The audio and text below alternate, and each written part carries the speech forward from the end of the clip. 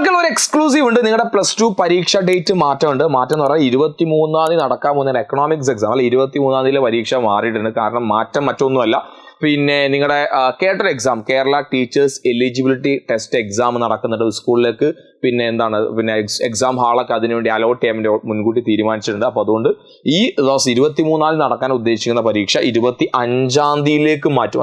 അതിൽ സബ്ജക്റ്റിലോ സമയത്തിലോ ഒന്നും മാറ്റമില്ല. നേരെ 23-ാം തീയതി നടക്കാൻ ഉദ്ദേശിക്കുന്ന പരീക്ഷ നേരെ 25-ലേക്ക് മാറുന്നു എന്ന് മാത്രം നോട്ട് ചെയ്ത് വെക്കുക. അപ്പോൾ നിങ്ങളുടെ ഓർമ്മയിൽ ഈ സാധനം ഉണ്ടായിരിക്കും. അന്ന് പരീക്ഷ ഹാളിലേക്ക് പോകേണ്ട. അപ്പോൾ ആ സബ്ജക്റ്റുകൾ എന്ത് ചെയ്യുക, കുറച്ചും കൂടി പഠിക്കാൻ സമയം കിട്ടിയെന്ന് വാട്ടവർ നിങ്ങൾ ആ രീതിയിൽ എന്ത് ചെയ്യുക, അത് ഉപയോഗപ്പെടുത്തുക. അപ്പോൾ എല്ലാ ഫ്രണ്ട്സും ഈ വീഡിയോ ഒന്ന് ഷെയർ ചെയ്ത് കൊടുക്കുക. ഇമ്പോർട്ടൻ്റ് കാര്യമാണ്. അതുപോലെ തന്നെ നിങ്ങളുടെ എക്സാം റിലേറ്റഡ് ആയ എല്ലാ വീഡിയോസും ലൈവ് ക്ലാസ് ഒക്കെ നമ്മുടെ ചാനൽ അവൈലബിൾ ആണ്. അപ്പോൾ നമ്മുടെ ചാനൽ സബ്സ്ക്രൈബ് ചെയ്യാത്ത ആളുകൾ സബ്സ്ക്രൈബ് ചെയ്യുക. അതുപോലെ തന്നെ നമ്മുടെ ചാനൽ അപ്ലോഡ് വീഡിയോസും ലൈവ് ഒക്കെ ഒന്ന് കാണുക.